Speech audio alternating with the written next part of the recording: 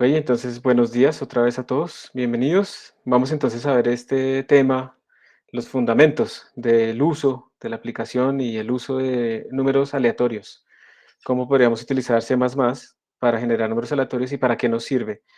Obviamente esto que vamos a aprender hoy no solamente es de C++, básicamente todos los lenguajes de programación que se puedan utilizar en computación científica deben tener y tienen librerías para generar números aleatorios y este tipo de usos son supremamente importantes en un montón de áreas, por lo menos de la física, para simular procesos precisamente que tienen esa componente aleatoria y en cierta forma les permite a ustedes también simular procesos que es como algo que pareciera que se obtiene del experimento, porque cambiando la semilla del generador aleatorio, eso nos hace generar diferentes secuencias, entonces yo puedo hacer la misma simulación con diferentes realizaciones de mi distribución, con diferentes secuencias aleatorias y obtener variaciones en los parámetros finales que estoy midiendo. Digamos que estoy midiendo, no sé, una densidad final. Si yo arranco con posiciones aleatorias y cada vez que hago la simulación la hago con una semilla diferente, produzco diferentes posiciones iniciales y cuando haga la evolución de mi sistema, él va a llegar al final a un valor que no es exactamente igual a través de todas las simulaciones con diferentes secuencias. Entonces yo lo que puedo hacer es promediar esos valores finales. Si mi sistema no fluctúa mucho, pues obviamente yo voy a tener un promedio y una desviación estándar muy pequeña, pero si fluctúa muchísimo, pues va a tener unas barras de error, entre comillas, muy grandes. O sea que en cierta manera ustedes de una simulación computacional van a poder reportar barras de error, como uno espera en un experimento también. Por otra parte, también es muy útil para, por ejemplo, hacer integrales numéricas y entonces uno tiene que, por ejemplo, hacer una integral multidimensional en una región muy específica. Quiero que la región de integración sea una cosa, una geometría rara. Entonces uno puede pensar en la forma de generar, en la que puede generar números aleatorios dentro de esa región y con eso hacer ese muestreo. Y también, al hacerlo así, es como una forma bruta, como simplemente lanzar puntos y ver cuáles quedaron adentro y cuáles quedaron afuera, pues uno puede eso fácilmente paralelizarlo. Entonces a futuro uno también puede obtener simulaciones muy, muy eficientes, pero en principio uno tiene que entender qué es lo que está por detrás. Y esa es como la idea y el objetivo de esto que vamos a ver el día de hoy. Ahí está alguna ¿qué? De las em, bibliografía que ustedes pueden utilizar. Este libro de Boudreau es muy bueno, se lo recomiendo. Tiene, digamos, todo un capítulo para estos números aleatorios, pero digamos el de Ward, que es también de métodos numéricos, o el de Landau, que es de física computacional, todos ellos tienen capítulos de métodos numéricos con números aleatorios, porque realmente son útiles. Lean cualquiera y ahí pueden profundizar más de lo que vamos a aprender el día de hoy. Entonces empecemos un poquito con qué podemos hacer con los números aleatorios. Imagínense que ustedes tienen que hacer esa integral de la izquierda, y es una integral multidimensional que no se puede hacer por métodos cerrados, y que no tiene, digamos, es complicado formularla con los métodos tradicionales que tenemos de trapecio o de cuadraturas o ese tipo de cosas o de Gauss, no nos da muy bien. Las regiones son muy complicadas, tenemos que tener mucho cuidado con la geometría.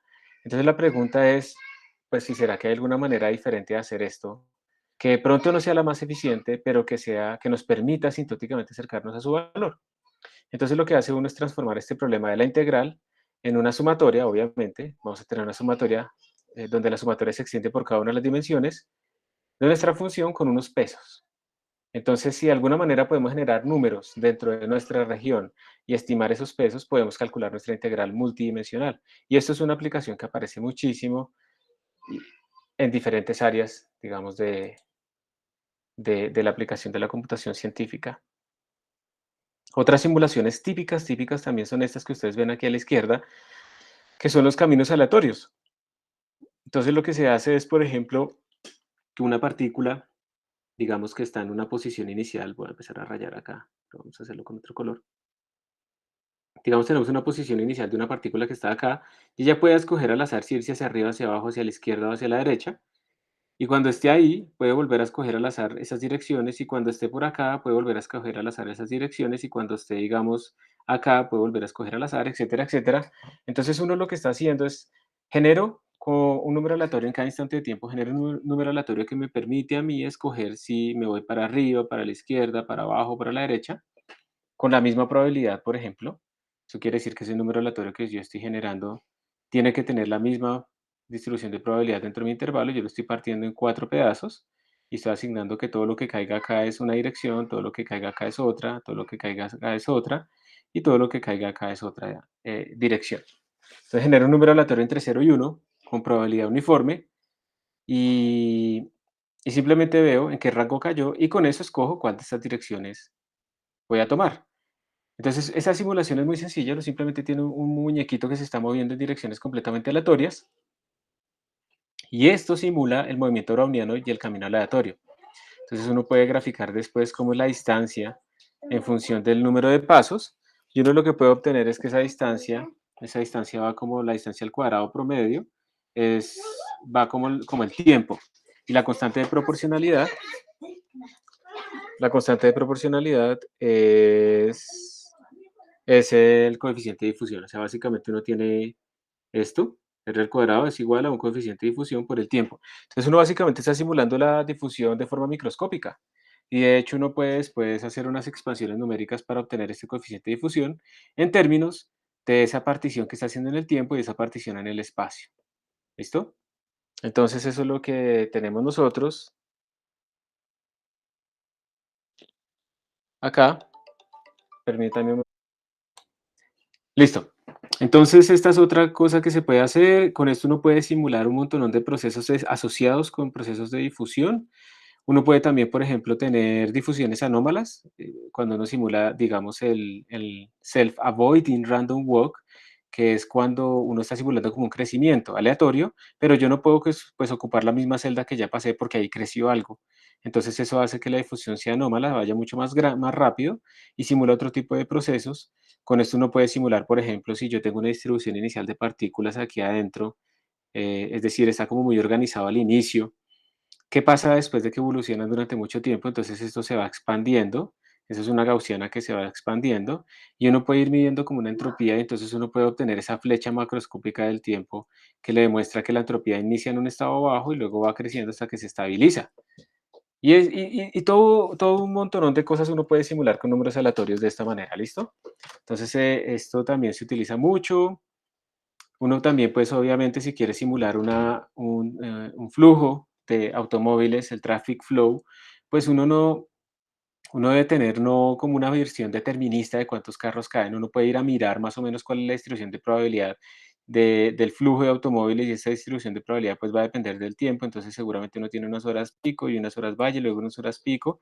Entonces para simular una avenida pues uno normalmente lo que debe hacer es tratar de simular este flujo de automóviles, entonces generar números aleatorios que representan los automóviles, pero con esta distribución de probabilidad. Entonces la pregunta es esa, ¿cómo hago para generar números que sigan esta distribución de probabilidad? Con eso estaría yo generando el flujo de automóviles en estas autopistas que tenemos acá, y entonces con eso puedo simular cuál sería la mejor manera de poner unos semáforos o de poner, por ejemplo, unas intersecciones, si tiene sentido poner orejas, o hacer aquí lo que se inventan, ¿cierto? De poner, en vez de poner orejas, poner una U así, entonces los que vienen en el carril rápido acá entran lento y entran lento acá al ir más rápido del otro lado de la autopista, que si sería mejor hacer un puente o no, todo ese tipo de cosas lo puedo simular, pero siguiendo el carácter aleatorio.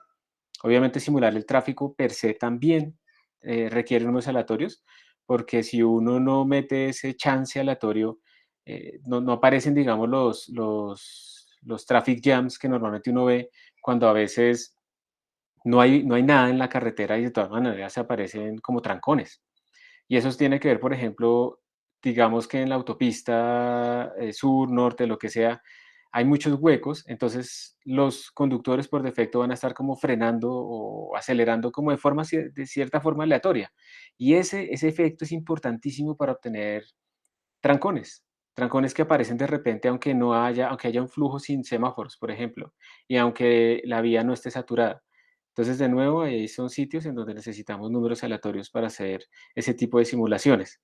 Esto que está aquí abajo también es otro tipo de simulaciones que se utilizan, son estáticas, donde uno lo que hace es romper un dominio como en cuadritos, y en cada cuadrito es que esto va a depender. Uno puede simular con esto, por ejemplo, en esa cuadrícula, uno puede simular materiales ferromagnéticos. Entonces uno dice en cada cuadrito que yo tengo acá, lo voy a hacer mucho más grande de lo que están en este punto. Le voy a cambiar el color para que se vea mucho mejor. Yo creo que este se ve mejor, tal vez. Sí. Digamos que en esta cuadrícula voy a tener varias cuadrículas seguidas, obviamente son mucho más grandes de lo que tiene esta foto. Voy a decir, bueno, voy a poner aquí un spin, voy a simular eso, entonces voy a decir que aquí está hacia arriba, entonces pongo una flechita hacia arriba, aquí medio hacia arriba, voy a ponerlo con la misma probabilidad, aquí medio hacia abajo y aquí medio hacia arriba. Entonces yo después puedo generar una energía de interacción entre ellos que depende de la temperatura, y eso lo que hace es que variando la temperatura, estos bichitos que tienden a minimizar la energía, entonces van a estar alineados o van a estar completamente desordenados. Entonces uno encuentra una zona de temperaturas en donde la magnetización total de ese sistema pues es nula porque está muy caliente, entonces todos están al azar, y otra zona en la que la magnetización es no nula, entonces uno ahí puede observar a una transición de fase y simular este tipo de materiales. Y luego pues puede complicar un poco la interacción entre estos espines, pero digamos que eso es como lo fundamental. O también uno puede hacer algo llamado percolación de sitio, que es lo que se está haciendo acá. Digamos que se utiliza mucho para ver, no sé, ustedes no sé si saben que cuando se saca el petróleo no es que esté así en cavernas ahí líquido flotando, sino que está como entre poros de las piedras. Entonces, uno lo que hace son simular esos poros, pues básicamente con una geometría ordenada inicialmente, después obviamente se puede desordenar y estudiar el desorden, pero digamos que no importa en este momento. Y uno lo que va haciendo es decir, bueno, yo quiero conectar al azar, es que esto puede simular muchas cosas. Puedo conectar al azar estos huecos, puedo decir, por ejemplo, con cierta probabilidad de ocupación que esto es un hueco que tiene petróleo, este es un hueco que no, este es un hueco tiene, no tiene, no tiene, tiene, no tiene, bueno, al azar supuestamente. Entonces miren que uno puede ir armando como unos caminos aleatorios, si uno va conectando estos que sí tienen y le va dando una cosa así, uno puede armar caminos aleatorios que van de un lado al otro. Y cuando esto sucede, cuando un camino parte de un punto y llega al otro, no importa, digamos, su longitud, eso es algo que se estudia, uno tiene algo que se llama percolación, y eso lo que quiere decir es que si yo meto un flujo por acá, pues ese flujo va a encontrar un camino para salir al otro lado. Entonces uno puede estudiar la permeabilidad de estos materiales, estudiar cómo depende esa percolación en términos de la probabilidad. También hay em, transiciones de fase en estos casos.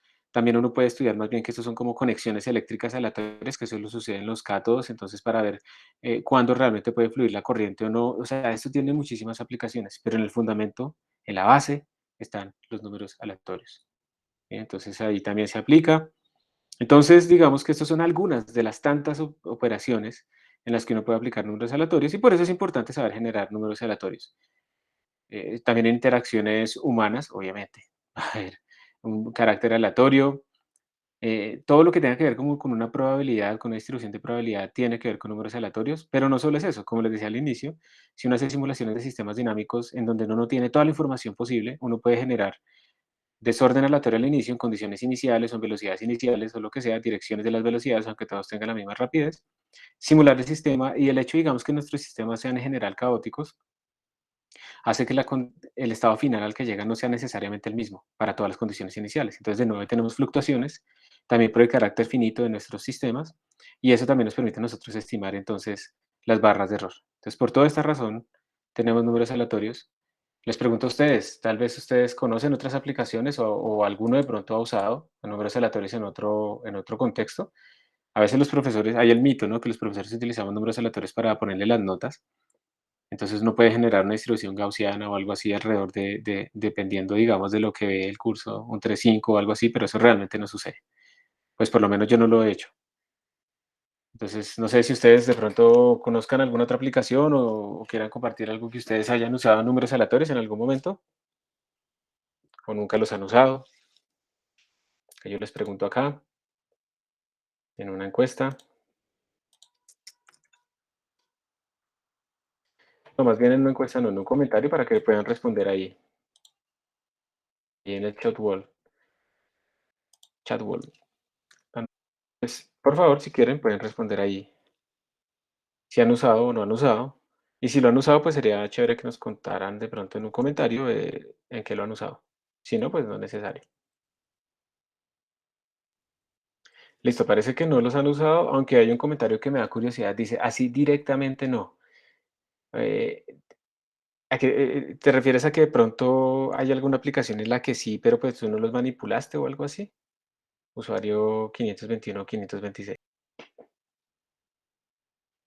Digamos que tal vez quiere decir es que no la ha generado por sí mismo. Listo, entonces, ¿cómo se hace para generar números aleatorios? Hay muchas maneras. Es que están presentes en todo lado, eso sí. Hay muchas maneras, gracias por la respuesta, de generar números aleatorios. Realmente, digamos, ustedes van a Python, van a C, C++, todos tienen generadores de números aleatorios, Fortran, lo que sea, cualquier lenguaje de programación tiene generadores. Y lo que vamos a ver hoy es la forma de hacerlos en C++, pero lo que importa son los conceptos. Los conceptos más fundamentales que quiero que queden como claros es que los números aleatorios tienen distribuciones, tienen como unas PDFs, que la más fundamental es la distribución uniforme entre 0 y 1. Esta es como la más fundamental porque esa la podemos mapear a otras distribuciones y que hay un concepto importante que son las semillas. Las semillas básicamente lo que me dicen es que cuando yo tengo un generador aleatorio que no es verdaderamente aleatorio y finalmente los que vamos a usar son funciones matemáticas no lineales, entonces no son realmente completamente aleatorios como una fuente, no sé, radioactiva que es realmente aleatoria. Hay unos tests también para verificar ese tipo de cosas.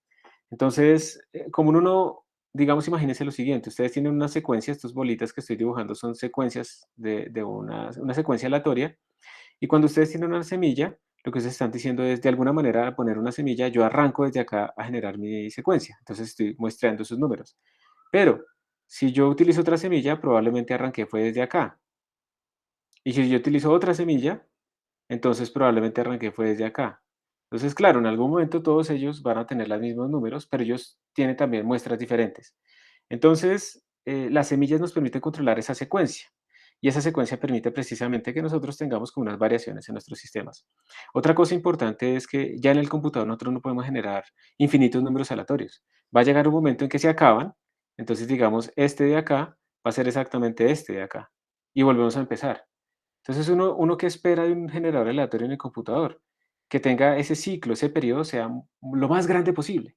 O sea, que me generen muchos números que no se repitan hasta que vuelva a empezar.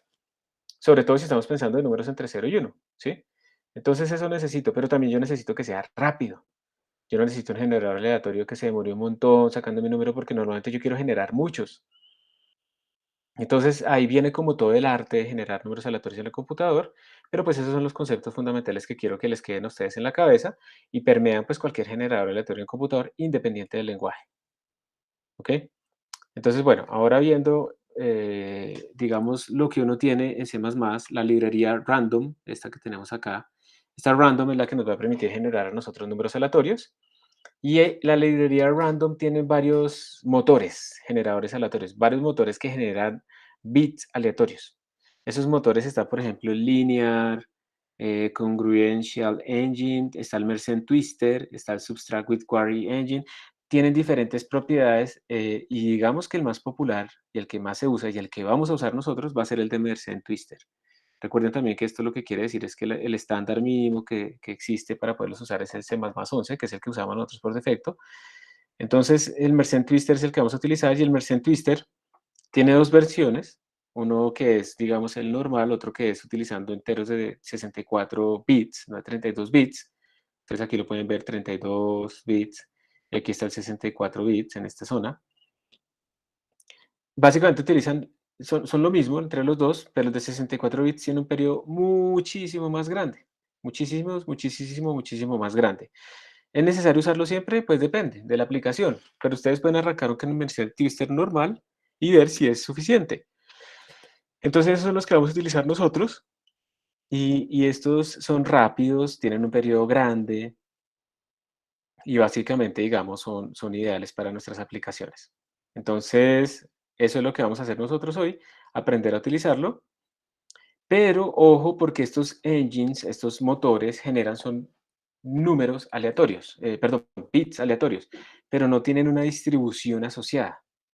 Esos bits aleatorios no tienen como ustedes, digamos, piensen, estamos generando bits, 1, 0, 0, 0, 1, 0, pero eso per se no tiene una distribución, digamos, en los números reales. Entonces, ustedes no solamente les basta con tener un motor aleatorio, sino además necesitan tener un- una distribución asociada a esos números. Entonces, estas son unas de las muchísimas distribuciones disponibles que tienen. Las dos primeras son como de las más comunes, que es tener o una distribución de uniforme de números enteros dentro de un rango. Entonces yo le puedo decir, deme números enteros dentro del rango 1 a 10 y con eso selecciono aleatoriamente, uniforme, con la misma probabilidad, números entre 1 y 10. O la segunda es Uniform Real Distribution, que es con números flotantes o con números, sí, de punto flotante, ya sea float o ya sea doubles. Entonces ya no es 1, 2, 3, 4, sino que ahora puede ser 1.1, 1.25, o sea, ya tenemos números flotantes. ¿Listo? Entonces tenemos esas dos, Uniform Int o Real Distributions. Obviamente también ustedes pueden ir directamente a generar otras distribuciones especiales que a veces uno necesita, como las de Bernoulli, la binomial, bueno, todas las que tienen ahí. Esto es un snapshot solamente de lo que se puede hacer, se pueden estudiar muchísimas más. Eso es simplemente para que ustedes vean un subconjunto de todo lo que se puede hacer. Hay un montón, simplemente hay que ir a ver la documentación. ¿Listo? Eso es una invitación que se les hace. Y entonces ahora vamos a hacer de una vez un ejercicio para hacer esto. ¿Cómo hacemos para generar números aleatorios con la siguiente distribución? Uniforme entre -2 y 2, normal, o sea, gaussiana, entre 0 y 1, y la función gamma dentro de cierto rango. Eso es lo que vamos a hacer. Entonces, lo primero que vamos a hacer es, digamos, yo les voy a mostrar, o sea, idealmente entre todos vamos a hacer la primera parte y luego ustedes lo van a adaptar para la segunda parte.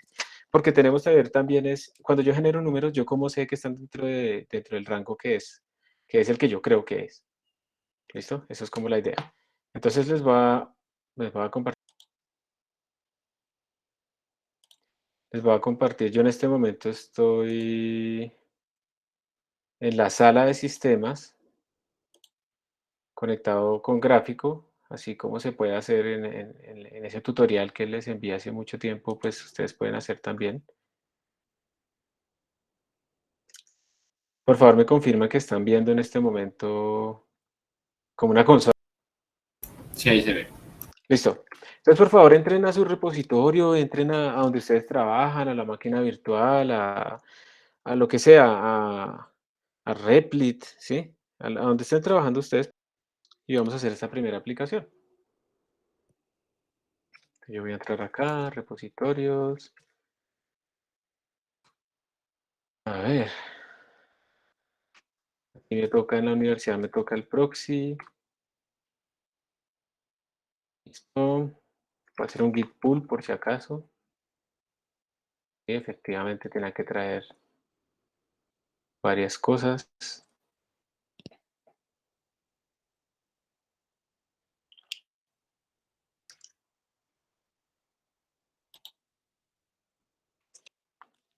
Listo. No son muchos. 0528. Entonces vamos a ver la carpeta para el día de hoy. 2021-06. ¿Qué fecha es hoy? 16. Pero vamos a hacer aquí un alias para utilizar. Bueno, vamos a ver si no se me demora mucho el Emacs y si no, entonces voy a hacerlo diferente. Entonces Emacs random uniform.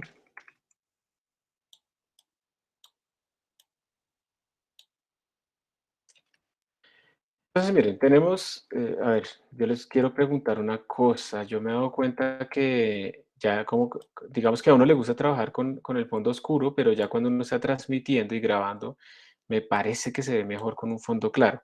Entonces, por favor, ustedes confírmenme cómo lo ven mejor. Ya voy a cambiar el fondo para ver, para que ustedes me digan. En ese momento, pues así está el fondo oscuro y ahora está el fondo claro. Se ve mejor el claro, sí. Listo, perfecto. Gracias. Sí, para la grabación se ve como mejor, incluso para ustedes. Listo. Entonces, tienen que incluir la librería random si van a generar números aleatorios. ¿Listo? ¿Cuál es el objetivo de este programa? El objetivo es que generemos números aleatorios entre -2 y 2 con una distribución uniforme. Son floats, no nos están diciendo enteros, sino floats. Muchas veces cuando la gente solo les escribe a ustedes generar números aleatorios entre -2 y 2, se omite uniforme porque se supone que esa es la que es por defecto. ¿Listo? Entonces, si alguna vez ven eso así y se preguntan cuál será la distribución, pues la distribución es la uniforme. Eso es como, digamos, lo típico que se hace en estos casos. Esa es la suposición que debemos tener. Entonces, aquí, pues, digamos que para ser ordenados podemos crear una función para generar precisamente esos números y que los imprima. Entonces, no los va a retornar ni nada de esas cosas. Entonces va a ser void eh, generar random number y le vamos a decir como los límites y vamos a crear, digamos esta la vamos a hacer como uniform. Entonces le vamos a mandar un límite menor, un A, y un límite mayor, un B. Y deberíamos también mandarle de una vez para que aprendamos eso que es una semilla. Entonces vamos a dejar la semilla siempre como primer parámetro. Eso es mejor de una vez tenerlo claro y empezarlo a utilizar desde el principio. Aquí tengo mi función. ¿Y qué es lo que va a hacer mi función? Digamos que la estructura sería declarar el random engine, luego declarar la distribución y luego lo que nosotros necesitamos es generar n samples numbers. Entonces aquí también deberíamos enviar cuántas muestras queremos, ¿cierto? Int n samples. Entonces generar n samples numbers e imprimirlos. Ahora los vamos simplemente a imprimir, los guardamos en un archivo, los redireccionamos, no importa, para ver cómo nos están saliendo. Ese es como el pseudocódigo de nuestra función. ¿Cómo se hace para declarar el random engine? Entonces, digamos que ustedes pueden ir a ver la documentación. Yo creo que podemos hacer todo esto desde cero para que ustedes se acostumbren a ver cómo harían todo desde cero, para yo no escribir aquí el código mágico, sino que ustedes vean de dónde sale. Ojo, no, tengan en cuenta que yo aquí estoy trabajando dentro de un computador en la universidad. Eso es en caso de que ustedes, digamos, tengan problemas en su computador, sea lento o algo así. Este es un computador que tiene 8 núcleos, funciona bien. Pues lo actualizamos, no importa. Entonces aquí vamos a poner, miren, CPP reference, CPP reference y le vamos a poner random. Entonces aquí está pseudo random number generation. Vamos a ir allá. Entonces, bueno, aquí nos explican otra vez lo que ya hablamos de los engines y las distribuciones. Ya sabemos que lo que vamos a utilizar es el Mersenne Twister. Entonces, primero que todo es eso. ¿Cómo hacemos para tener un Mersenne Twister? Entonces yo le puedo dar clic acá. Él me da toda la documentación. Miren que aquí hay un montón. Esto es un template. Ustedes pueden ver que tiene un montón de parámetros ahí, templates, que tienen los números por defecto, es templates. Eso, digamos, no nos interesa. Ustedes pueden ver aquí todo lo que se puede hacer, pero lo que nos más interesa es esto. ¿Cómo podemos declararlo? Entonces aquí dice, usted tiene que incluir a random y usted lo que necesita es hacer esto para tener ese motor. Recuerda que vamos a utilizar el de 32 bits, ¿listo? Entonces voy a copiar eso que tengo acá, lo voy a copiar aquí en Emacs.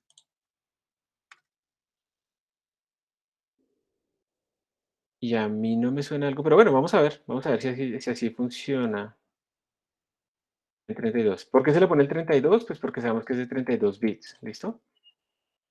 Si digamos ustedes utilizaran de 64 bits, van a producir números mucho más grandes y bien diferentes, pero por ahora quedémonos con este. Entonces esta es la primera manera en la que uno dice cómo puedo generar un número. Ahora, la segunda pregunta que tenemos acá nosotros es declarar la distribución que necesitamos, pero con este engine. Entonces, vamos a declarar la distribución, busquemos acá, vamos bajando. Aquí dice Random Number Distributions, miren todas las que pueden tener. Y entonces la que buscamos es esta Real Uniform Real Distribution, que es la que es uniforme. Entonces, vamos a ver si hay algún ejemplo. Aquí está. Entonces, aquí está la declaración del Mersenne Twister.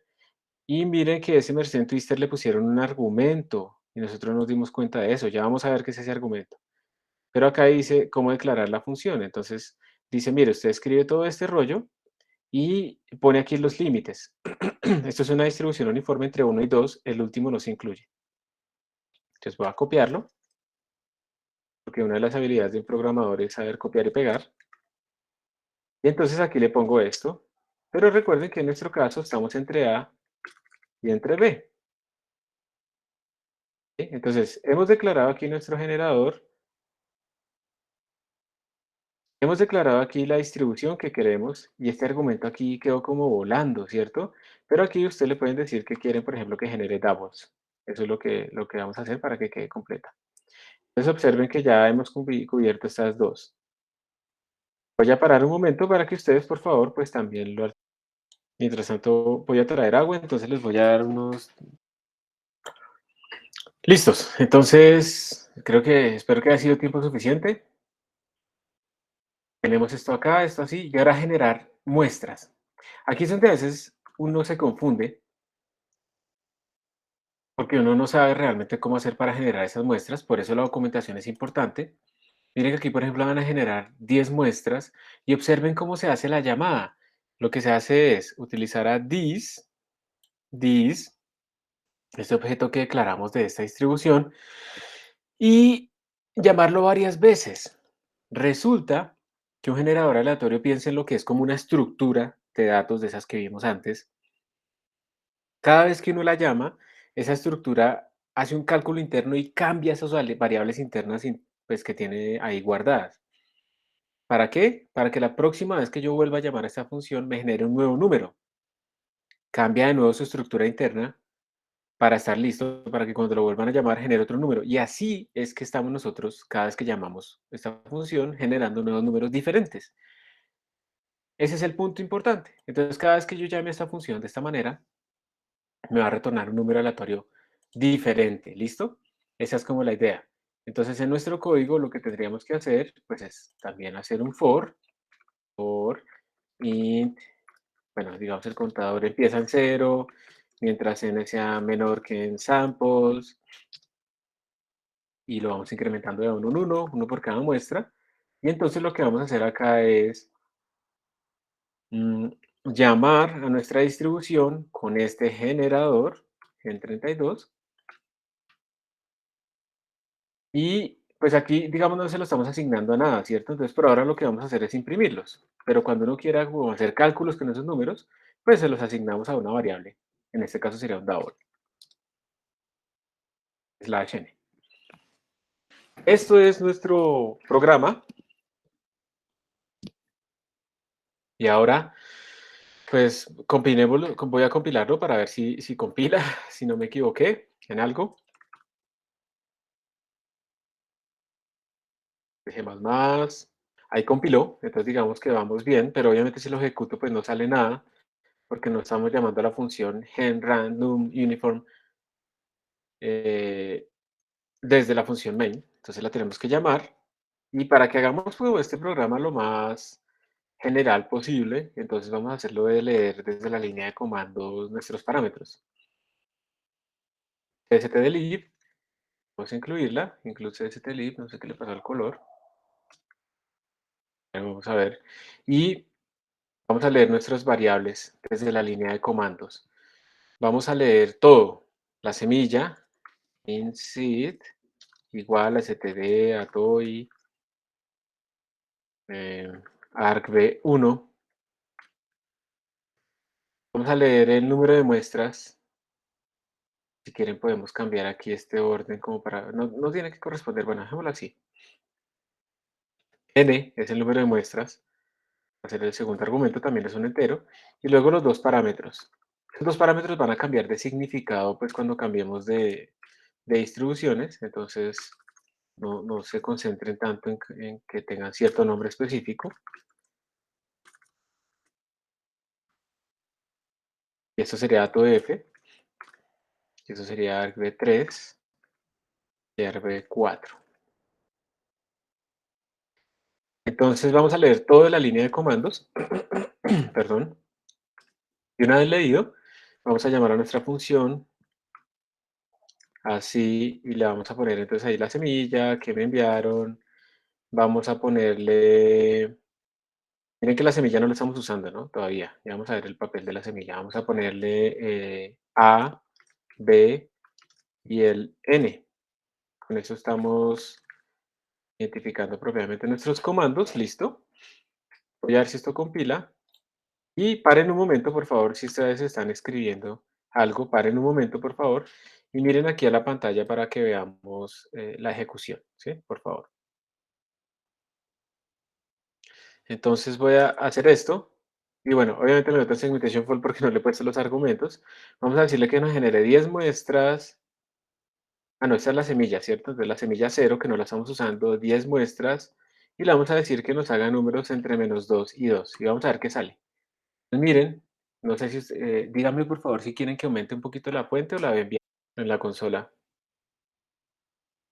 ¿La podrá aumentar un poquito, por favor? Listo, claro. Entonces, ¿dónde es eso? Zoom in, zoom in. Yo creo que ahí se ve mejor, ¿sí? Ahí está bien. Sí, Listo, gracias. Entonces, miren que esto nos está generando números entre -1, entre -2 y 2. ¿Sí ven? -1,45, 1,34. Al menos el rango se ve bien. Pero de acá, ¿ustedes dirían que esos números son aleatorios? ¿Ustedes dirían que sí, que se está cumpliendo, que es uniforme o algo así? ¿Qué harían ustedes para saber si esos números son aleatorios o no? ¿Qué se les ocurre? graficar la distribución. Hay que graficar, exacto, o sea, es como la primera, graficar la distribución. Hay varios test, incluso graficar, sí, muy bien. Hay varios tests que se utilizan, por ejemplo, graficar este contra este contra este contra este, y eso también, eso no debería estar correlacionado, pero hay algunos generadores aleatorios que generan correlaciones en esos hiperplanos y cosas así. Hay varios test, pero digamos que el fundamental sería como, bueno, pues hagamos la distribución a ver cómo nos da. Yo voy a correrlo otra vez, díganme ustedes qué observan. Da lo mismo, ¿no? Ahí se ve que da lo mismo, ¿cierto? Y si yo cambio la semilla, me sigue dando lo mismo. O sea, realmente como no estamos usando la semilla, nosotros no estamos, digamos, pudiendo variar la distribución. Entonces, lo que quiero que vean es esto. Y ya les explico la diferencia con la documentación. Vamos a poner aquí la semilla. La semilla es algo que yo le estoy dando explícitamente. Cuando ustedes utilizan esto de la documentación, este random device es digamos, una cosa que simula un dispositivo aleatorio. Puede ser, por ejemplo, el sensor de temperatura de su computador o algo así, eso está fluctuando constantemente. Entonces aquí lo que uno está haciendo es meterle una semilla que es aleatoria. Y con esto estamos garantizando es que la secuencia que obtenemos siempre es diferente, pero eso no es buena idea. Yo quiero controlar la secuencia con mi semilla, yo lo que quiero es, si yo cambio la semilla, que me genere una nueva secuencia, pero si le pongo la misma semilla, que me genere la misma secuencia. Eso es muy útil, por ejemplo, cuando uno tiene errores y quiere rastrear cuál es el error, porque si yo estoy cambiando completamente la semilla, me puede generar secuencias diferentes cada vez que lo ejecute, entonces a veces aparece el error y a veces no. Entonces por eso es importante, a menos que ustedes realmente necesiten algo realmente aleatorio todo el tiempo, ustedes es bueno que controlen la semilla así de forma explícita. Entonces con esto ahora sí estoy utilizando la semilla, acá, aquí está en minúscula, ¿no? Seed, listo. Y vamos a ir a la consola, voy a volver a compilar, voy a correr y observen por favor esto. Voy a ponerlo 0, entonces miren la secuencia que me dio, observen que cambió con la semilla 0. Si le pongo 1, me da otra cosa. Si le dejo el 1, me da la misma siempre. Si le pongo el 2, me da otra cosa diferente. Entonces, ya estamos logrando controlar que para la misma semilla es reproducible y si cambio la semilla me da cosas diferentes. Para eso es importante la semilla, lo doy de una vez porque eso a veces como que la gente quiere tener aleatorios de verdad, pero en las aplicaciones como tal uno necesita tener este tipo de control, ¿sí? Y entonces ahora lo vamos a graficar, como ustedes mismos. Entonces déjenme, yo creo que lo más práctico es utilizar Timo. Voy a hacer la gráfica acá, voy a agrandar esto lo más que pueda, pero no veo los botones de agrandar, aquí están. Listo. Entonces aquí arriba tenemos, sí, ahí está. Aquí abajo voy a abrir a Genoplot. Voy a dibujar, pero yo no me están, entonces los voy a guardar en datos.txt. Vamos a dibujar datos.txt. ¿Qué dicen ustedes? ¿Eso es aleatorio? Vamos a ponerlo con líneas y puntos. ¿Eso es aleatorio? Estoy haciendo mal lo que debería hacer. Yo estaba hablando un montón. Entonces, miren, hicimos ahora 1000 muestras y esas 1000 muestras, entonces las estoy distribuyendo acá. Recuerden que lo que queremos es que sea uniforme entre -2 y 2, que sea el eje vertical. Entonces, lo que ustedes deben observar es si más o menos se acumulan de forma uniforme en el eje, en líneas horizontales respecto al eje vertical. Mm, todavía es algo muy visual. Entonces uno podría decir, bueno, vamos a aumentar aún más el número de muestras. ahí le pusimos ya 100.000, mire que eso es bastante rápido. Vamos a volver a graficar, obviamente son un montón de puntos, y ahí pareciera que sí, ¿cierto? Pareciera que como que no hay una parte preferencial entre -2 y 2, como que todos están escogidos al azar. ¿Ustedes qué dirían? ¿Ustedes dirían, ya sellarían eso y dirían, sí, eso es aleatorio, entre -2 y 2? ¿O qué otro test harían o qué se les ocurriría para mejorar aún más esto? Para saber si realmente es uniforme entre menos. ¿Qué se les ocurre? Ustedes se han dicho antes alguna sugerencia. ¿Será que esta es la mejor gráfica que se puede hacer? Gracias, Anonymous, exactamente. Hacer un histograma con intervalos definidos. ¿Listo? Eso lo vamos a dejar, digamos, como un ejercicio para que ustedes lo hagan después. Simplemente es tener un arreglo, uno parte en NBeans, pero yo quiero que juguemos de una vez con ver estos mismos dibujos utilizando otros generadores, para que podamos ver la diferencia. Entonces lo vamos a dejar para más adelante. Por ahora vamos a seguir con el ejercicio. Entonces, digamos que creemos que ya más o menos se ve bien. Ojo que eso no es una conclusión científica, se ve bien. Tenemos que hacer un histograma, incluso hay test estadísticos para saber si una distribución numérica corresponde o no con una distribución analítica que uno está esperando. Y entonces el test de chi cuadrado, por ejemplo, le permite llegar allá. Eso, digamos, se puede hacer de una forma muy bien elaborada. Entonces, de acuerdo, Anonymous, con histogramas podemos verlo mejor, pero por ahora pues vamos a seguir con esta representación y si al final nos alcanza el tiempo, hacemos los histogramas.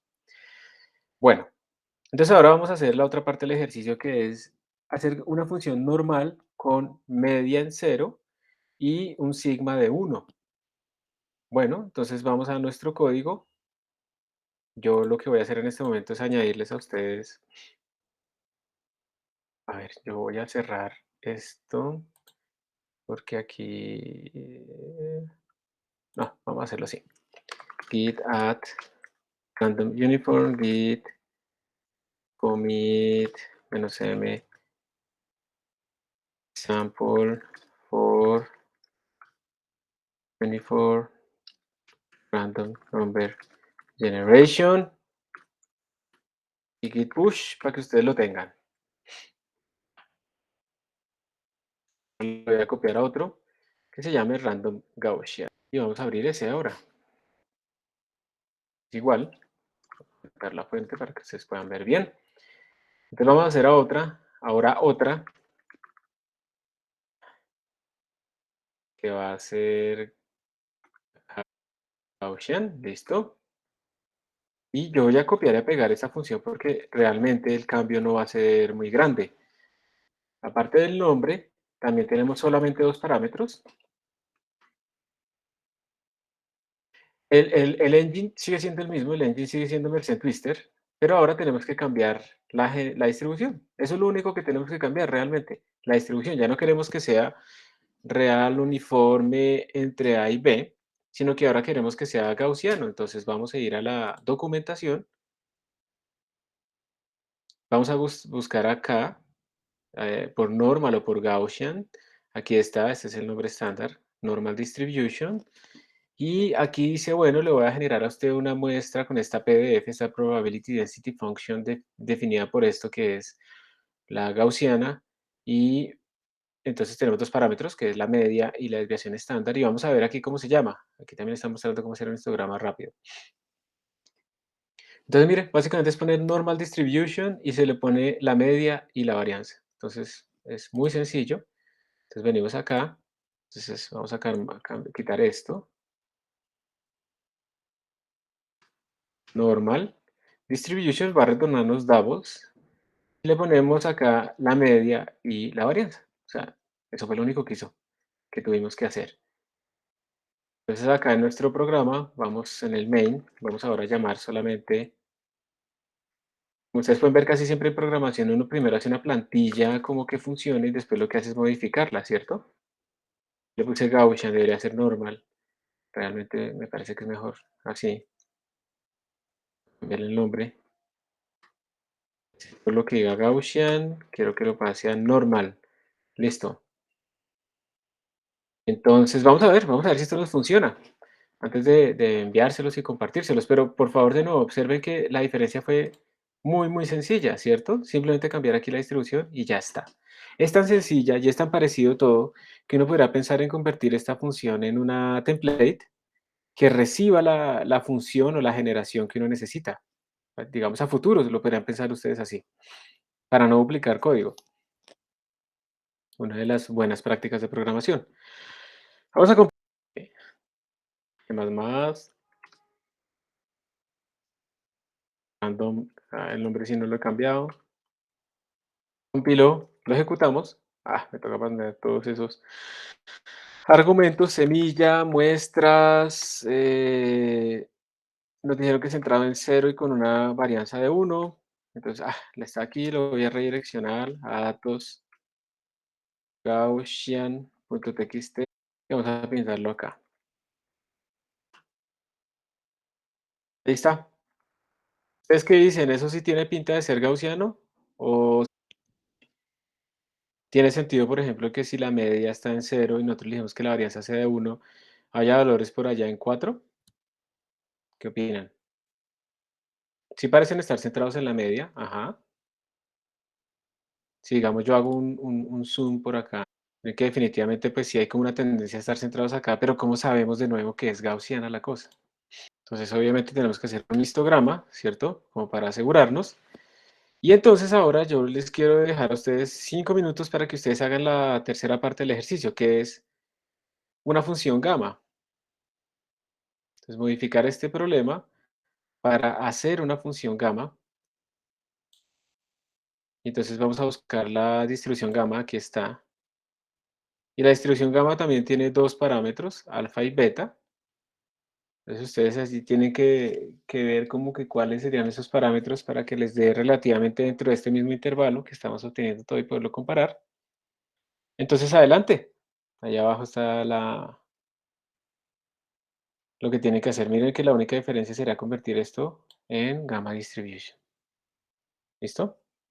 Entonces adelante un ejercicio para que lo practiquen rápidamente para obtener la función gamma. Yo también lo voy a ir haciendo, pero no voy a compartirles más la pantalla. ¿Cómo les fue?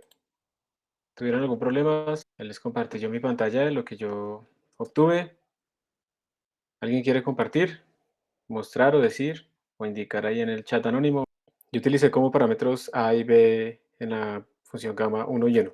Y ahí más o menos está centrado. No centrado, pasa por el rango que teníamos antes. Pero miren que no hay como una forma de saber si es una función gamma o una función gaussiana o normal centrada alrededor de uno punto algo, ¿cierto? Eso de hacerlo a ojo es como complicado. ¿Listo? Entonces realmente aquí ya tenemos que hacer nosotros los histogramas y eso es lo que vamos a dedicar en la última parte. Bien. ¿Alguien tuvo algún problema en compilación o algo así? Por si acaso, para arreglarlo antes de seguir. Bueno, parece que no. Entonces, lo que vamos a hacer es lo siguiente. Vamos a hacer un histograma para estas muestras, pero pensemos antes si la forma en que tenemos este programa pues, es la apropiada. Observen que si yo voy a hacer un histograma, tengo dos opciones. Una opción es guardar cada número aleatorio y luego con esos valores de los números aleatorios hacer mi histograma y eso, digamos, me permitiría a mí saber cuál fue el menor número aleatorio que obtuve, por ejemplo, aquí sería -4, y cuál fue el mayor número aleatorio que obtuve, digamos que sea cerca a +6. Con eso, es decir, tengo los límites. Y entonces podría hacer mi histograma sin más información, simplemente con el número de bins que yo quiero hago mi histograma, ya está. ¿Cuál es la desventaja de eso? O sea, la ventaja es que tengo los límites. La desventaja es que tengo que guardar todos los números aleatorios. Entonces voy a tener que hacer un arreglo gigantesco para guardarlos porque es que yo solamente voy a saber los límites hasta que haya generado todos los números, porque qué tal el número más grande o el más pequeño sea precisamente el último que genero. Entonces voy a tener que consumir un montón de memoria para guardarlos, porque después teniendo los límites es que puedo hacer el histograma y los tengo que volver a leer. Entonces tiene esa desventaja. Ahora bien, ¿cuál sería la otra opción? No guardarlos, sino simplemente ir haciendo el histograma, yo le mando los límites y voy viendo si sirven. La ventaja de eso es que no consumo todo ese montón de memoria para guardarlos y solamente para hacer un histograma, sino que el histograma lo puedo hacer desde el principio. La desventaja es que yo no conozco cuál es el mínimo y el máximo de mi muestra. Entonces, porque eso, pues, eso va a depender de cuántas muestras tomo y de los rangos A y B y de la distribución como tal. Si digamos en este momento nosotros fuéramos a hacer el histograma, yo sugeriría que le mandemos los límites del histograma a mano y vamos viendo si nos funciona o no, ¿sí? Que nos genere los datos, los vamos haciendo y pues ahí vemos. Depende del problema. No vamos a hacer, digamos, el otro que es guardar todos los aleatorios y luego sumar, porque pues queremos generar muchos números y estar guardando 1.000.000, 10 millones de números aleatorios, pues es realmente algo que no es necesario para lo que queremos hacer. Entonces vamos a hacer esa segunda opción. Simplemente la de mandarle a estas funciones también los límites para que calculen el histograma así en tiempo real. Y nos impriman más bien el histograma, no los números, sino el histograma. La segunda cosa importante es la siguiente. Yo ese código del histograma, como yo no voy a estar guardando todos los números aleatorios, yo no puedo mandarle eso a una función, haga el histograma. Tengo que estarlo haciendo aquí mismo. Y el problema es que me tocaría copiar ese código acá, acá y acá. ¿Ven? Entonces tendríamos que tener un montón de código duplicado. Y ya tenemos código duplicado. Entonces sugiero que más bien convertamos a estas funciones en una sola función template que reciba a la distribución que yo quiero generar. Entonces, aquí vamos a hacer hartas cosas. Entonces, lo primero, antes del histograma, lo primero que vamos a hacer es volver todas estas tres funciones que son muy parecidas, una sola, y lo único que vamos a hacer es llamarla con la distribución apropiada. ¿Cómo es eso? Entonces, básicamente lo que vamos a hacer es esto, ¿sí? Recuerden que la sintaxis para generar una template es esta. Digamos que el tipo de datos genérico que le vamos a mandar es este T. Le vamos a decir que genere números aleatorios, pero el T es el que le va a decir qué función es. Entonces le vamos a decir, mire, con esta semilla, con estos dos parámetros, este número de muestras y esta función, la vamos a llamar, ¿cómo la llaman acá? Dist. Listo. Así es lo que le vamos a decir. ¿Cómo sería esa plantilla? Copio y pego, bueno, a dar esto aquí arriba para que se pueda ver. Creo, yo no sé si estoy haciéndolo bien, yo no sé si puedo como declararla arriba y luego abajo. Vamos a ver si no me toca todo arriba. Ya no lo recuerdo. Entonces le estoy diciendo que le vamos a mandar la distribución. Entonces aquí esto no sería necesario porque la distribución ya se le envió como argumento. Eso será lo que haría nuestra función. Voy a ver simplemente si esto compila. Creo que lo embarré al guardarlo en este mismo archivo. Sobreescribir random gamma. Vamos a dejarlo así. Control X. Vamos a cambiarlo a random, simplemente, .cpp. Vamos a ver si esto compila.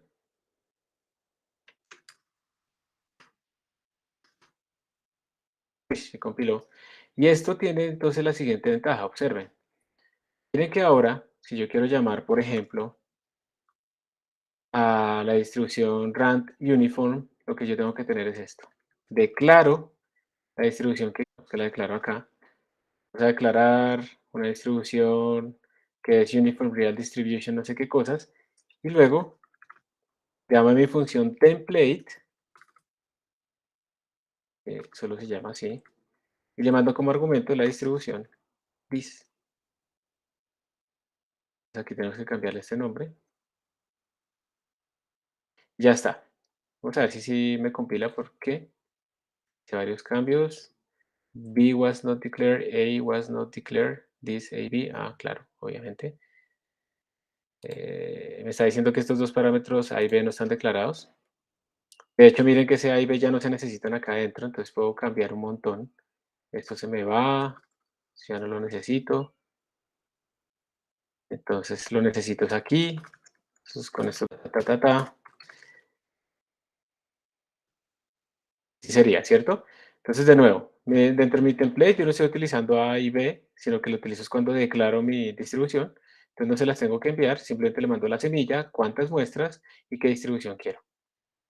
Vamos a ver si ahora sí compila. Uy, compiló. Y si yo la ejecuto, tengo que ejecutarla igual que lo que estábamos haciendo antes, pero miren ustedes los valores, digamos entre -2 y 2, vamos a hacer otra vez 10 solamente. Y ahí me está botando mis números aleatorios entre -2 y 2. O sea, no hicimos nada raro, pero el código ahora voy a quitarle todo lo que no necesito. Chao todo esto, chao estas 3 funciones, y chao todo este montón de código que yo tenía por allá. Mi código es muchísimo más corto, ¿sí lo ven? Mi código es muchísimo más corto, mucho más conciso, porque es que finalmente la única diferencia entre todas mis funciones era eso, que yo estaba cambiando la distribución, pero de resto todo era igual. Eso ocurrió en este problema, ocurrió en este momento que hicimos el cálculo, y entonces por esa razón pues preferí como hacer esta simplificación antes de seguir. Ahora que es más sencillo, más simplificado, es más fácil para nosotros hacer el histograma. Entonces, para hacer el histograma, ¿cómo haríamos? Un histograma básicamente. Voy a rayar un poquito, les voy a compartir la otra pantalla.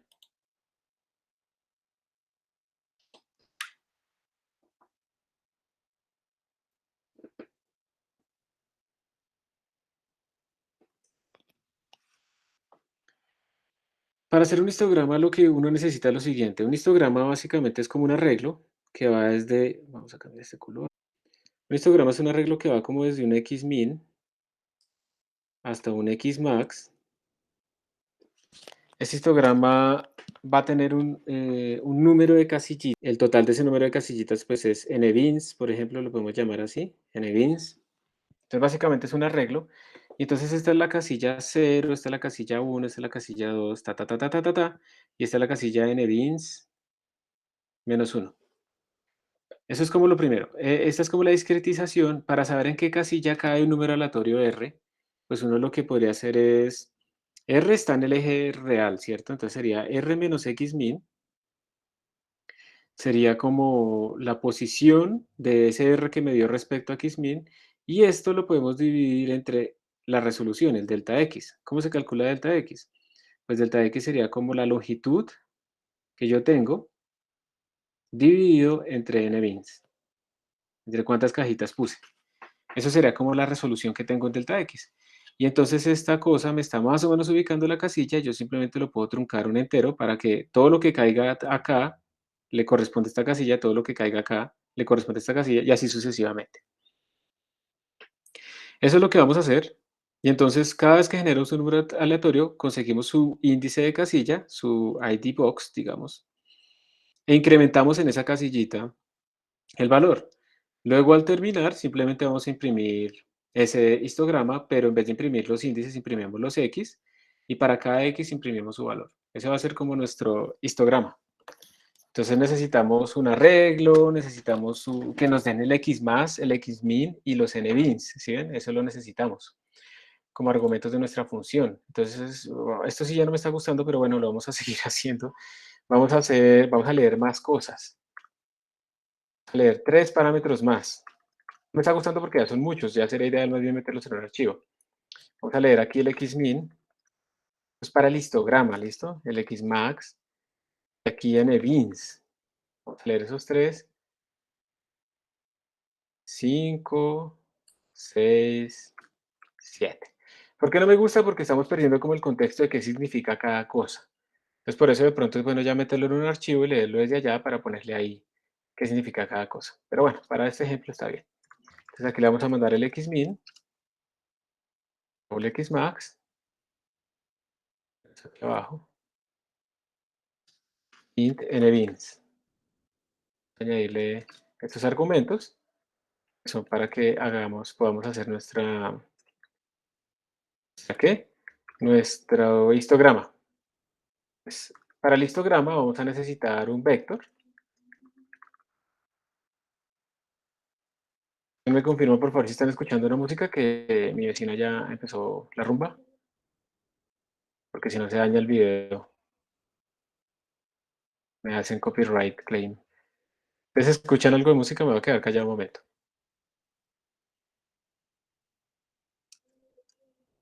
No se escucha, listo. Bueno, pues, ya les he contado que me han salido copyright claims de J Balvin y cosas así que a veces quedan en la grabación, como si se estuviera enseñando programación en C++. Entonces, ¿qué es lo que vamos a hacer? Primero, ya no queremos imprimir esto. Vamos a asociar, digamos, a guardar cada número aleatorio. Luego lo que haríamos sería como buscar en qué caja quedó. Entonces, no sé, box ID creo que la llamamos. Sería int tsr r-xmin sobre dx, y nos falta todavía definir todo eso. Y luego lo que haríamos es en ese histograma, en esa caja, incrementarlo. Y luego lo que haríamos sería imprimir nuestro histograma. Entonces lo que haríamos sería for int i igual 0, mientras i sea menor que nbeans, más i. ¿Ya les estoy compartiendo a ustedes esta pantalla? Creo que no. Chicos, no me dicen. Ah, sí, aquí lo están diciendo, no estoy compartiendo el código. A ver. Gracias, Ana. Ahí, ahora sí están viendo el código, ¿cierto? Entonces lo que hice fue esto. Estoy guardando el número aleatorio, no lo estoy imprimiendo, lo estoy guardando en un R. Luego miro la cajita de r-x sobre dx y luego incremento nuestro histograma en ese punto. Y luego estoy escribiendo aquí el histograma, me falta todavía declararlo, eso falta. Vamos a imprimirlo, entonces sería std cout. Entonces, primero imprimo el x para una caja sería xmin más i por dx, esa sería la discretización que estamos usando. Luego imprimo pues un espacio, un tab, y luego imprimimos lo que está en el histograma, listo de i, luego un carácter de nueva línea para separar todo. Nos falta entonces simplemente declarar nuestro histograma, ¿cierto? Inicializarlo en cero. Entonces necesitamos, por ejemplo, calcular cuánto es de, todavía no, ahorita. Sería std vector, va a guardar int, porque es un contador, simplemente va a contar. Vamos a llamar listo, vamos a decir que va a tener nbins de tamaño y que se inicialice en cero. Ya está todo listo para nosotros, ya quedó nuestro arreglo definido. Y nos faltaría decir cuánto es tx. Entonces, double de tx igual a xmax menos xmin sobre nbins. Y con eso ya tenemos todo. Ya tenemos absolutamente todo para poder revisar. Entonces, miren, hagamos una revisión. Esa parte de arriba es para hacer el histograma. Tiene nbins, se inicializa en cero. Esta es la resolución en el eje x. Xmax menos xmin sobre nbins.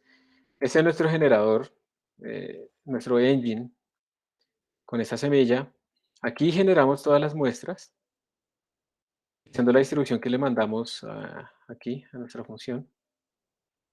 Pero la estamos guardando, entonces tenemos nuestra muestra, luego con esa muestra estamos calculando en qué cajita corresponde e incrementamos esa cajita. Y luego imprimimos el histograma, ya no vamos a imprimir las muestras, sino el histograma. Vamos a ver cómo nos va con esto. Entonces lo compilo. Uy, sí, claro. Yo le estoy supuestamente mandando un montonón, pero aquí no se los envié. Entonces tenemos que mandarle xmin, xmin, xmax y nbins. Así. Ya compiló. Vamos a ejecutarlo con esto, segmentation for, porque obviamente me falta el xmin y el xmax. Entonces estamos utilizando ahorita la uniforme, ¿cierto? Entonces si el uniforme está entre -2 y 2, solamente en este caso podemos decir que el mínimo sea -2, el máximo sea 2, y que utilicemos, no sé, 10 bins. Entonces sale esto. Vamos a graficarlo. A ver esto. Recuerden que ahora lo que estamos graficando es el histograma. Este es el histograma que nos está dando y uno diría, eso no se ve muy uniforme, ¿cierto? Entonces vamos a ponerle muchas más muestras. Vamos a irnos de una vez 100.000. Miren que eso es bastante rápido.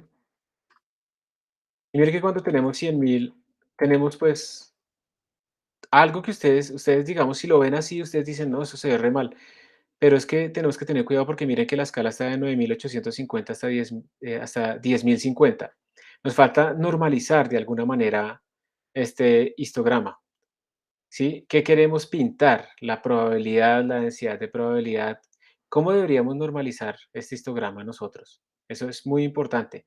Si yo tomo más muestras, esto va a ir creciendo cada vez más. Entonces arranquemos por normalizarlo dividiéndolo acá por el número de muestras. ¿Listo? Será como la primera modificación. Voy a compilar, voy a correr y voy a ponerle más bins. Pues miremos a ver qué pasó. Ahora me dio cero todo. ¿Por qué me habrá dado cero? ¿Ustedes qué creen? Esto es entero mucho más grande, entonces me dio cero. Varias formas de arreglarlo, 1.0 por... Ahí está. Entonces voy a decirle que me lo pinte en el eje Y. Y bueno, aquí más o menos, digamos, queda uniforme, pero falta algo. Para convertirlo en una densidad de probabilidad tenemos que dividir también por el de X, que en este caso es uniforme. Con eso ya, digamos, tendríamos bien calculado nuestra densidad de probabilidad. Entonces vamos a dividirlo entre de X. Y vamos a ver si con esto ya tenemos algo que escala apropiadamente. Entonces, miren que, ¿cuánto debería ser la densidad de probabilidad? Como este intervalo va desde -2 hasta 2, debería estar alrededor de 0.25, ¿cierto? Porque es la probabilidad, digamos, de que caiga, o la densidad de probabilidad sería 1 sobre b menos a, 1 sobre 2 menos menos 2, 1 sobre 4, será 0.25. Entonces observen que la cosa sí parece estar dando bastante uniforme. El histograma parece mostrarnos eso, que sí está dando uniforme. Si ustedes aumentan los datos, miremos qué pasa con ejemplo de acá. Miremos qué pasa aquí. Miren, le voy a dar una actualización y se volvió mucho más plana. Entonces, miren la gran diferencia. Vamos a poner poquitos datos. 1000. Miren que da con bastantes fluctuaciones. Estas fluctuaciones disminuyen más o menos con raíz de n. Si le pongo 1000 más, observen cómo mejora sustancialmente. Pero aquí uno puede decir, sí, eso definitivamente es una distribución uniforme. ¿Listo? Entonces estamos haciendo ya nuestro histograma y ahora sí podemos estar mucho más seguros de que esta distribución está representando lo que creemos. Y pues ya será muy fácil hacer el resto. Por ejemplo, acá podríamos hacer lo siguiente. Aquí creo que era normal distribution, para utilizar la gaussiana normal. Ya guardé. Ahora lo voy a ejecutar, pero ojo porque ahora yo le voy a decir que esté centrado en 0, desviación estándar 1, y vamos a pintar, digamos, entre -4 y 4. El histograma va a ser así. Digámosle datos Gaussian, creo que lo llamamos. Vamos a pintarlo acá. Datos Gaussian. Miren nuestra distribución gaussiana cómo quedó. Obviamente ya el máximo no está 0 y 1. Esta es nuestra distribución gaussiana. ¿Ustedes qué dicen? ¿Se ve bien? ¿Qué harían ustedes para meter raro, cierto? O sea, tiene un pico, pero se ve raro. Tiene que se está volviendo como uniforme en esa zona. Algo está pasando. Se está volviendo uniforme entre 0 y 1. ¿Qué estará pasando? Déjenme ver. Si estoy haciéndolo bien, si guardé y recompilé. Creo que no compilé. Claro, obviamente no compilé. Vamos a dejarlo igual que antes, que eran 50.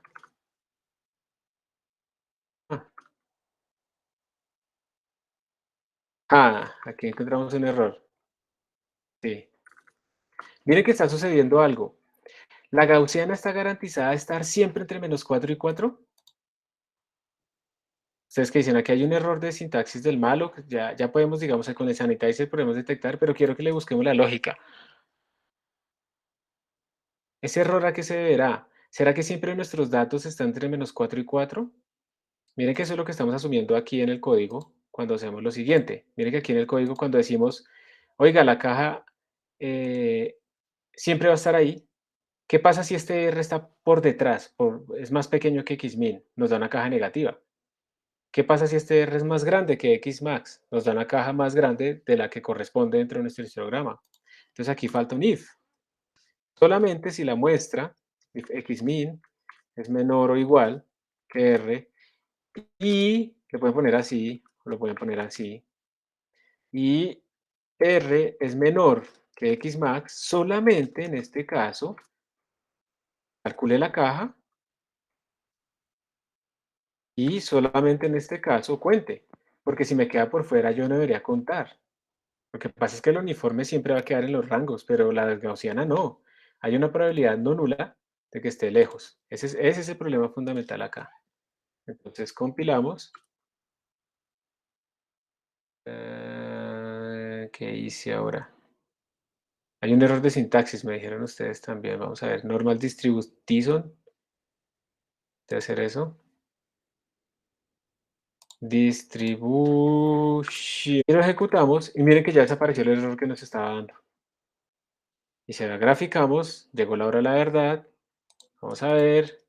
Ah, miren esto. Ahora sí les parece una distribución gaussiana. ¿Qué dicen? Ahora sí, ¿cierto? Y por pura curiosidad, acabo de darme cuenta a la hora y me las comí ya unos minutos. Vamos a hacer la gama rápida. En la gama, bueno, que tengo que compilar. La gama creo que los parámetros que utilicé fue 1 a 1. Y creo que eso va entre -4 y 6, más o menos. Vamos a ver cómo nos da. Miren, la distribución gamma. Eso sí tiene pinta de distribución gamma. Depende obviamente de los valores que uno ponga acá, ¿no? Entonces vamos a ponerle un 2. Vamos a disminuir esto un poquito. Quiero ver cómo cambia con el shape. Para meter la chica. Listo. Le ponemos aquí un valor más grande. Ah, bueno, ahí está lo que quería, pero me tocaría agregar. Y esta es nuestra distribución gamma, que no es una gaussiana, sino que tiene pues este comportamiento y es muy universal. Aparece como la resultante de la suma de muchas exponenciales. Bueno, listo. Entonces con esto queda esa primera parte de cómo generar números aleatorios, como desde C++, qué es lo de la semilla, cómo utilizar estas distribuciones, pero luego vamos a ver que hay distribuciones que no tienen nombre y necesitamos generar números aleatorios con esas distribuciones. ¿Y cómo hacemos para generar números aleatorios con distribuciones que no tienen nombre, pero que necesitamos? Eso es lo que sigue en la próxima clase. ¿Alguna pregunta antes de cerrar para pasar a las preguntas de los proyectos? Mientras yo les añado esto a ustedes. Aquí de todas maneras también utilizamos templates para que ustedes vean la ventaja de las plantillas, ¿cierto? Para simplificar el código. Dejamos de duplicar código, quedó todo concentrado en un solo lado y la única diferencia pues es la distribución finalmente que estamos utilizando. Entonces, última oportunidad, 30 segundos para saber si hay preguntas o no.